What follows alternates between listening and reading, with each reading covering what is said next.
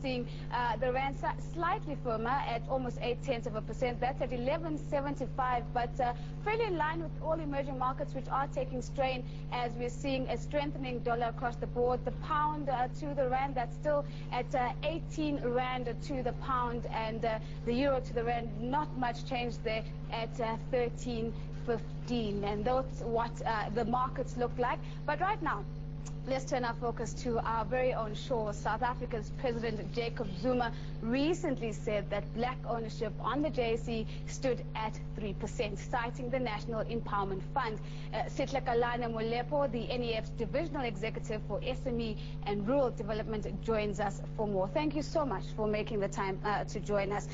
Maybe let's first get your reaction to the statement that the JSE made in response to President Zuma, in effect saying there are two methods by which one can calculate. We're looking at the broader method, or an indirect method, which puts transformation, or black ownership rather, at 23% versus 3%. Your initial response to that comeback? Well, thank you, Nozipo. Our initial response is that we really, as a country, I believe this is, not really a vindication, but I think more an arraignment, more of an indictment, because 20 years into our democracy, we are still really battling with these issues.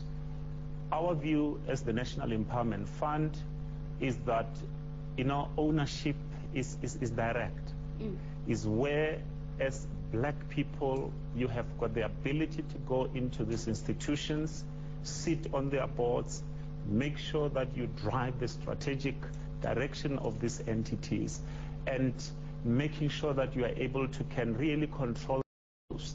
And I think for us, that is what constitutes, ownership, more than all other methods that have actually been cited in the document that you are referring to. Joseph, no doubt you want to take a bite out of this conversation? Certainly, Nozi. I think the key issue really is that, when the JSE looks at it, they say, if we look at the retirement funds industry, take the PIC, for example, 1.6 trillion, and hence they say, through the retirement fund industry, I think there is black ownership in that.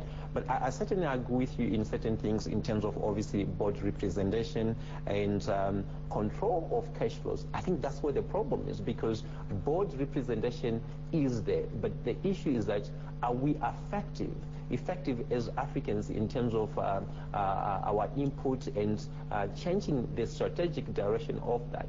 But possibly I want you to answer, when you get that, through the retirement fund industry or unit trust, black people or Africans own a significant chunk of the JSE. Yeah, I think, it's true. Those pension funds, and whatever that you can call, indeed may have been contributed largely, by black people by virtue of them being in the majority in this country. The fact of the matter still remains. That is indirect. They do not in any way have control over what a fund manager, over what an institutional investor actually decides to do. And where we are coming in as the National Empowerment Fund, and you see this through our investment ethos, is that we believe that one can only effect the direction of where this economy is when you are actively involved, when you are involved in deciding where things need to be done. And therefore, and I think that is why we are having the two different numbers of 23, vis-a-vis, the 3%. And for us, we believe that is really true, empowerment, by virtue of taking the market cap and multiplying it by whatever the shareholder. I think that Joseph puts it well. He says it's control of cash flows. But let's talk about also the means by which those black people who do participate directly on the stock exchange actually get to do so. You raise issue with the fact that a lot of these shares are acquired through debt. Why? Well, they are acquired through debt because, at times those are the only means that many of these, institutions are willing to actually accommodate shareholders in their businesses. I mean, if you look through, for instance, where is vendor funded and whatever, many people want to shy away from that. And the unfortunate thing, by the way, Nozipho, is that when we have directly on the stock exchange actually get to do so, you raise issue with the fact that a lot of these shares are acquired through debt. Why? Well, they are acquired through debt because, at times those are the only means that many of these, institutions are willing to actually accommodate shareholders in their businesses.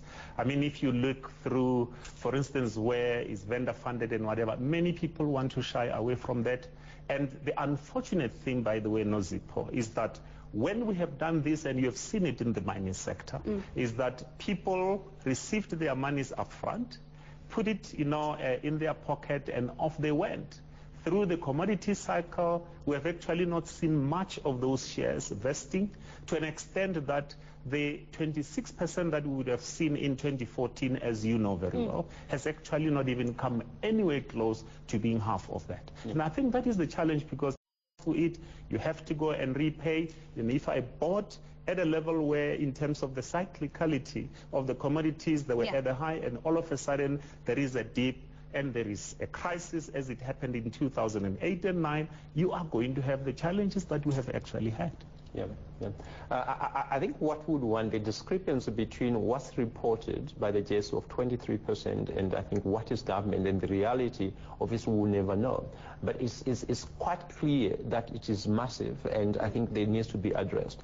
So we need to be able to say the state institutions like or elected institutions like NEF, IDC, the Development Bank of South Africa, what are they doing to change that? But because we know that from a board representation point of view, possibly it hasn't been effective.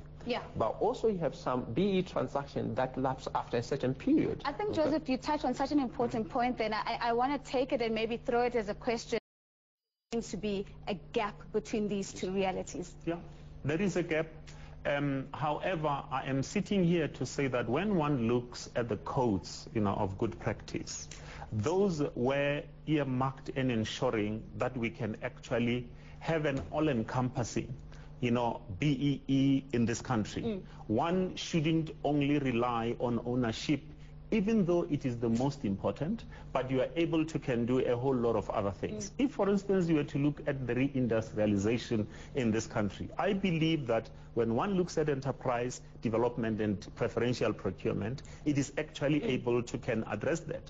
Hence, the revised codes that says enterprise development and supplier development, because for me, those Nozipho are saying, in as much as indeed this would become primary and key, it is important for us to still... I've run out of time. They're telling me to stop. I just want a quick sound bite from you. Are you by the resistance that you're getting from the Johannesburg Stock Exchange with regards to this tiff about the numbers? Because one would think that this is them digging in their heels and saying, we have transformed, and there's not this huge gap that everybody says they're seeing. It's not about being disappointed. It's about saying, at least for the first time, we are actually all in agreement of what the differences are, in that you can have indirect ownership, you can have direct ownership, and we are glad indeed as the organization that those numbers have actually been corroborated through their statement. Thank you so much for making the time to join us. Setting the record straight, that Setlakalane Molepo, he is the NEF's Divisional Executive for SME and Rural Development. Straight after this, we take a look at the numbers out today. That's Bidvest, Afrox, GPI, and Santam. Don't go away.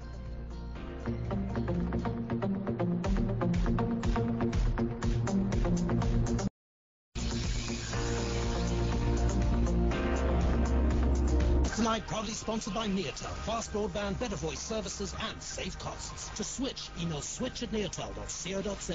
Neotel, inspiring possibilities.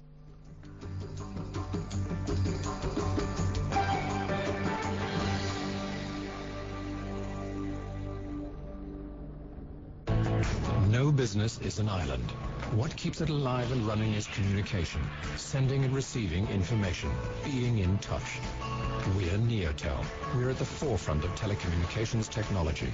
With innovative world-class services, we keep business connected to each other, to South Africa, Africa, and to the world. Get South Africa's first business-grade usage-based WAN, perfect for your growing business. Only from Neotel. Neotel, inspiring possibilities. Push the boundaries with your heart, your soul,